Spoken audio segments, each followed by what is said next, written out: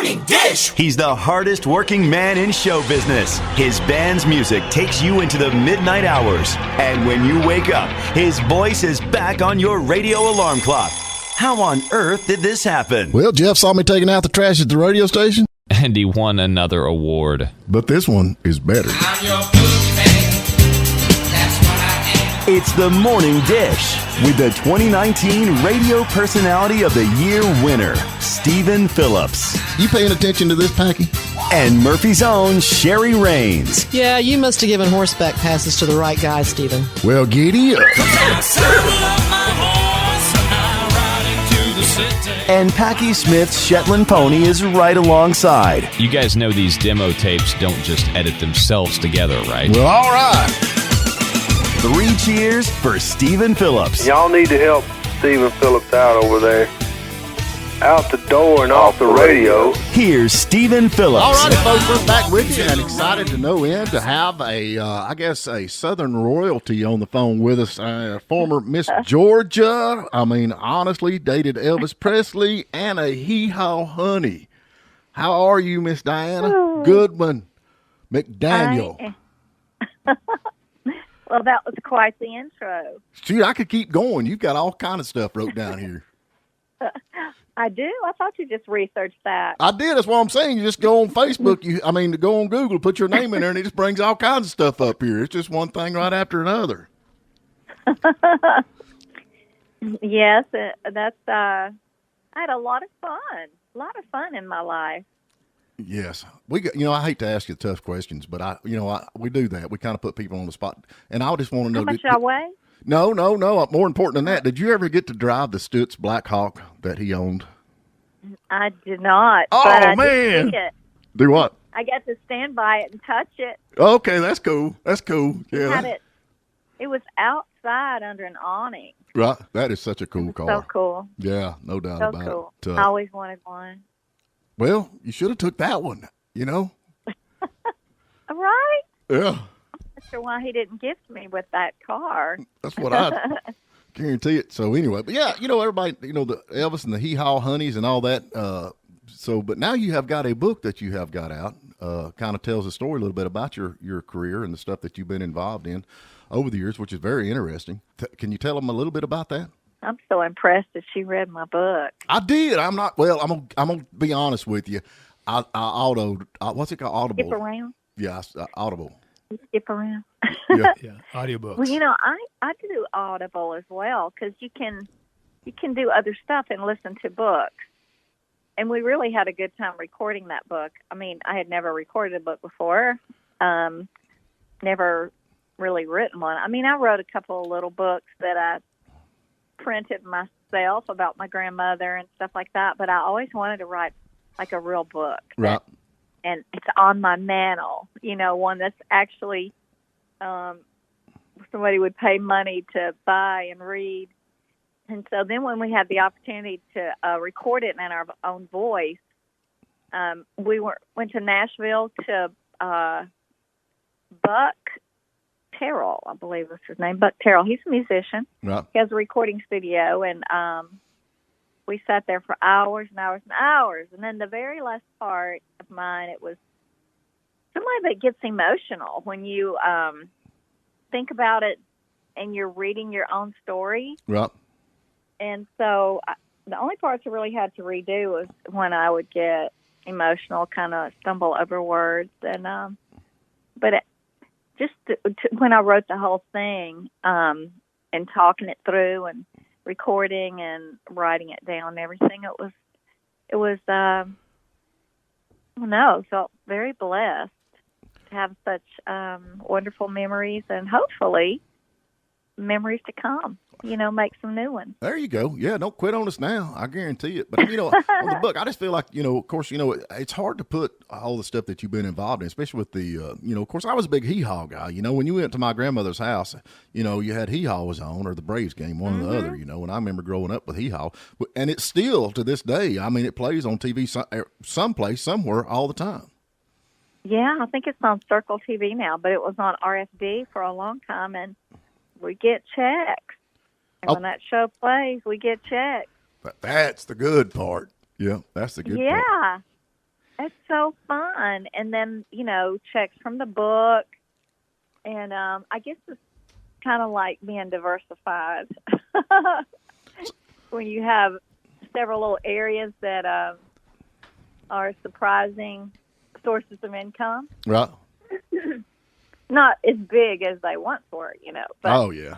it's kind of fun. Yeah. So let me ask you And something. people What now? are always telling me, why don't y'all revive the Hee Haw Show? I'm if with it was you on up that. to us, every single one of us, we had a reunion about 10 years ago, a big show that Larry Black Right. from Country Family Mm-hmm. reunion. Oh, yeah. He put together a reunion show for us, and it was packed. I mean, George Lindsay, Roy Clark, they were all still alive, and almost everybody came. And then we're like, why don't they do the show again? But the owners, people, I guess it's still Gaylord Television or Oh, yeah. whoever they are now, they just aren't interested. And because they own the name, they don't let anyone else do it. But we would all be there in a minute. Lulu, Ronnie Stoneman, I still see all of them. We're still in communication with pretty much everybody. Right. And, they live all over the country. And it's just, I don't get it. We might not wear the cutoff jeans. I don't know about that. But Well, still, I mean, like I say, I think it's a big deal. I mean, a lot of people still watch it, and I think there's even if you did a revive of it or something, and just a updated version, but keep the same basic thing. Absolutely. I think people will do it just for nostalgia. I mean, I watched it when I was a little boy with my parents, and if it came out again, I watch it just to reminisce on that. Yeah. We could be the Hee Haw grannies, I guess. That will work. Hey, Diana, this is the other Steve. Yeah. When you reflect back on Hey. your huge success, what do you see as the thing you're most proud of? I mean, here you were an NFL cheerleader, Miss Georgia, dating Elvis, Hee Haw. When you look back on that life in the public eye, what is most impactful to you? Wow. The wow moment. Right. The wow moments. I mean, the memories would have to be. It may have been. I mean, of course, getting the job on Hee Haw was the greatest thing that had happened to my professional life at that time, because it was. I actually had a long contract. It wasn't going to be like 6 months here. We do a show and then it ends. You got to find another job. It's always the next job. I did singing telegrams. Oh my goodness! I don't know if you read this. I delivered a check in a gorilla suit to Clint Eastwood. Yep. One of my heroes. Oh mine too. I had seen all of those movies, and my dad was a huge fan of Clint Eastwood. So, but then out of nowhere, meeting Elvis, and then actually meeting Buzz Aldrin. That's cool. Oh, wow. Yeah. Yeah, that was cool. When I think about that year, or that, 6-7 year time frame where I've crossed paths with some of the most notable people in history, like the man who walked on the moon. Yeah, that was cool. Oh my goodness. And at the time, you think about, wow, this is that person, but when I look back, and I have 2 granddaughters who are 10 years old, and now they're old enough. They hear about it at school, and they're like, "Oh, Lolly met him." And the teacher's like, "Yeah, right." Oh, Buzz Aldrin's got a great smile, doesn't he? I saw him at the 100th anniversary of Flight Out at Kitty Hawk. Really? And he was up on this stage. I walked over to the stage to get a photo of me. He looked down at me. He just had his big, huge grin. I mean, he was a little bit of a ham, and I loved it. He obviously knows his place in history, rightfully deserved. Oh, and he had that just big, huge grin on his face. As I got this photo of him, it's a great photo. But I bet he was a neat guy to meet. He was. On my list of things I want to do is run into him again. I haven't seen him after all these years. I've never crossed paths with him. And we were friends for a long time. Hung out some, and he actually lived in California. I met him in Atlantic City. Right. But after that show, it was 6 months in Atlantic City and then 2 months in Miami at the Fontainebleau. And then we went to Puerto Vallarta for 2 weeks. And so I was in this show for the better part of a year. And then when that ended, I went back to California, and then you start looking again. And, the search is on. All the cattle calls and all the this and that and singing telegrams and doing, Looking for the next big thing, yep. Yeah, and not knowing how or where. Mm-hmm.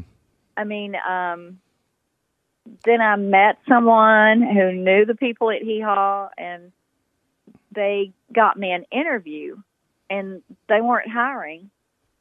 But I don't know what happened after I interviewed with them and I read for them. There were a couple of girls that were having babies on the show, and they weren't sure if they were going to come back because they were going to be, I think, first-time moms. And one of them was Marianne Rogers, and the other one was, oddly enough, Linda Thompson.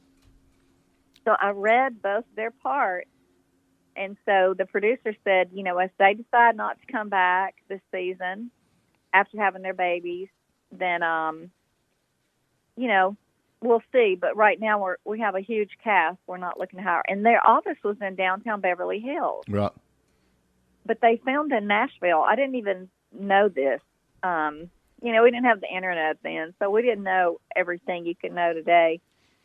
But I got a call, I guess a week or two later, from the producer, and he said, we decided we want to hire a new face, fresh face on the show, and maybe, because the ratings then weren't what they had been. Right.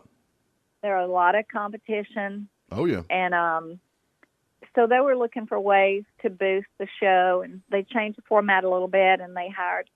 I went to the office and sat down, and he shoved a 5-year contract in front of me. And I could not believe it. I'm like, for 5 years, I'm not going to have to look for another job. Oh, that is awesome. I was so excited. So let me ask you something. Now, Linda Thompson also dated Elvis. And are y'all friends today? We are not enemies. Okay. We're not in communication, really. I mean, we have talked on like Instagram or Facebook or something like that on her birthday or my birthday or. But like when y'all was at Hee Haw, did you go in there like, well, Elvis liked me better than he did you? And she'd say, no, Elvis liked me better than she did you, kind of thing. Well, when I got hired and I found out that Linda was actually on the show too, right, I was a little nervous. And because, I mean, not that I did anything wrong. It was very public. Elvis didn't try to hide the fact that he was going to start seeing other people. Right. And they were, I guess they were, breaking up because why would he bring me to his house if someone else was going to be there? He's not that, he's not that smooth. I don't think he'd get away with that, but he's pretty smooth, but you know what I'm saying? Oh, yeah. As it turned out, when we finally were face-to-face alone in the dressing room, we had been around each other, but not just like alone. Right. And so it was like the first week of filming, and I'm brand new, and she broke the ice by saying, I remember you. And I'm like, you do? And she said, yeah, you dated Elvis. I said, I did. I was just like, okay, where's this going? I'd be like, he liked me better than he did you. No. She did have longevity, but I'm like, yeah. She said, well, something to the effect of, I wasn't his usual type. Right. Or something to that effect. And then after that, it was okay.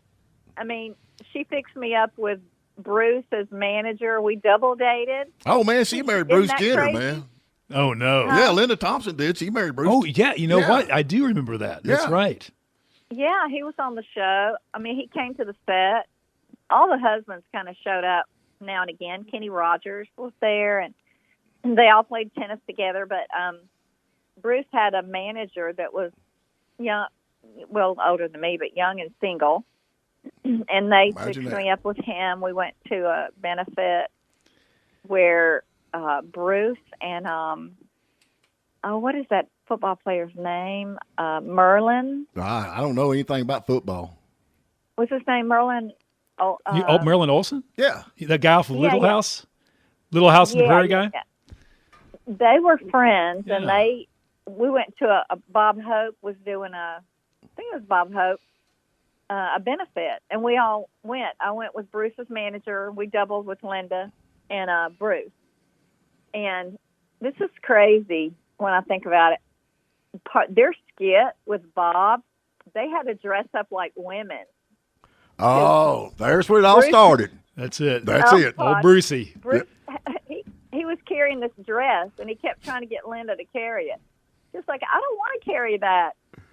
And she goes, give it to Merlin. He's secure. He'll carry it. And I'm like, but he just didn't want to be saddled with carrying a bag with anything in it, because you couldn't tell it was a dress. But anyway, they dressed up during the show and were ugly as could be. It was meant to be, Well, now he still don't look good in a dress. I can tell you that. Right? Yep, he still don't look good. He still don't look good in a dress. He's trying. I'm sorry, but I have to agree. He was a much better looking man. There you go. But he was so handsome and so friendly, and just every bit the man. I mean, if you would have told me this was going to happen, I would have said, yeah, you're nuts. But he was a great guy. They just drifted apart like people do, and they had their two sons were on the set all the time, hanging out. They were just little boys, and I would take my nephew with me sometimes to set, and he would play with them. Everybody's little kids played together because everybody had nannies watching their kids or some family member, because a lot of the women would bring their kids at least part of the time. Right. But Linda had a nanny that traveled with her when she had two, so she could bring them both. And not be awake, because we would have to stay in Nashville for a month. Right. And all of us, I don't know that anybody lived in Nashville at the time, except maybe some of the men, but it seemed like all the women lived, most of us in California. Kathy Baker was in Virginia. Lulu was in Texas. And is Lulu still in Texas? Where is she at? No, she's in Nashville. I just saw her last week. We are great friends. And she and my husband were really good friends. And she came and sang at his service when he passed away. Yeah. Because there were two songs he wanted sung, and she came all the way from Nashville and sang for him. It was the sweetest thing. Mm-hmm. I'll never forget that. She's just a dear person, and still works. I mean, still goes and sings. Well, she's only 75, so I mean, that ain't I'm old. 70. That ain't so old. It's not like we're on our last leg, right? No, we're Lord, still, no. So, Diana, my mother, Karen is her name, she's out here listening today. She raised me loving Elvis. She loved Elvis. Oh. I grew up loving Elvis, still do. And though this show's about you, I got to bring Elvis back into this conversation because I know she's listening.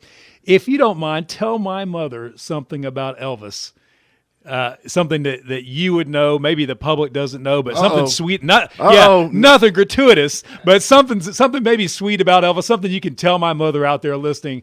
Somebody that had firsthand experience with somebody I know that she truly admired.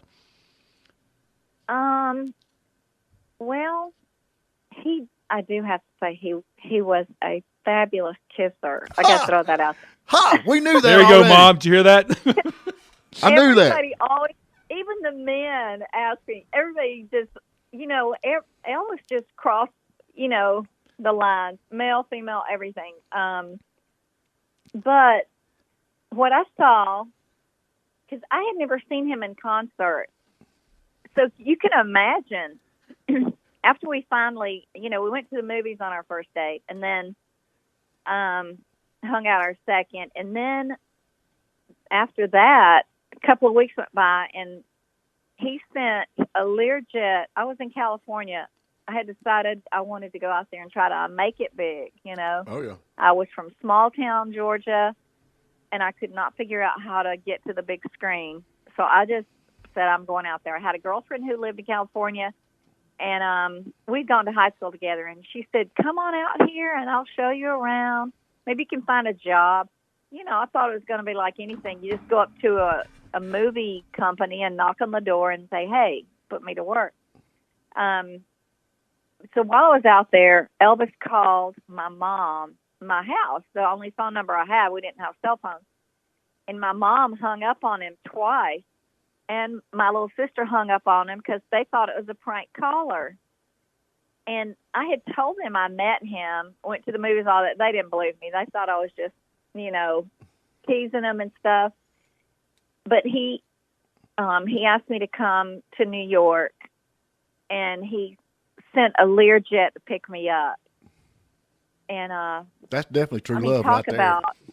I think about that man, because he tried to get me on a commercial flight, but there was no flight that, or the time frame to get me to New York in time for a show. And I didn't know what show. All I knew, I was going with Elvis somewhere. I didn't care where. Yeah. I didn't think about the rest. And when I got there, if you read my book, the whole process of what all I went through before I was finally face-to-face with him, you know, the plane didn't make it in time. It's a long way from California to New York, and then there's a time change. Right. And he didn't realize, he wasn't figuring in all of that. And so as soon as I landed, his show was over, and that's when I found out it was his concert. He was trying to get me there in time to go with him to his concert. And I'm like, oh, no, I missed it. I'll never get another chance. Oh, Lord. As soon as we landed, the pilot said that Elvis told them to put me on another airplane and wait for him there. So here I flew, 5 hours alone, except for pilot and co-pilot. And so I get off this airplane, and a couple of the bodyguards meet me at the bottom. You know, we'd get out at the tarmac, on and off airplanes. We don't go through the airport and all that. So they got all my bags and me and stuck me on another plane where I sat and waited. And then I heard all this crazy noise, you know, the rush of cars and people and lights and sirens and all that, the escort. And so I was looking out the window, and these limos drive up, and I see this, like, flash of a person get out and run up the stair and run straight across the airplane little hallway into a curtained-off area. Diana? And I could tell that was Elvis, but I'm like, wait, I'm sitting back here. And then we take off, and he's still up there in that curtain area. And I'm like, what is going on here? You know, Diana, girl, we got to go to a break. It's fixing to cut us off. Oh, okay. I get lengthy with my story. I love it, man. We're sitting here. Great story. Well, yeah, we're sitting here listening. And Peggy's like, we got to take a break. We're going to get you back on, though, and no doubt. Tell them what the name of the book is. Hollywood Lights, Nashville Nights. And you can get that on Audible. I guarantee it. I've done listened to it. Girl, thank you so much. Thank you, Diana. We'll Thank get you back you. on. I guarantee it. Well, hopefully you're going to talk to my friend Ronnie McDowell. We're going to get him on, too. I guarantee it. And Lulu. Yeah. We need Lulu, too. Yes, you do. There you go. All right, girl. You take care. Thank you. Thank you for spending a little time with us. And remember, you can tune in every morning at WJULradio.com at 8 a.m. Eastern. And please subscribe to our YouTube channel and like us on Facebook, The Morning Dish.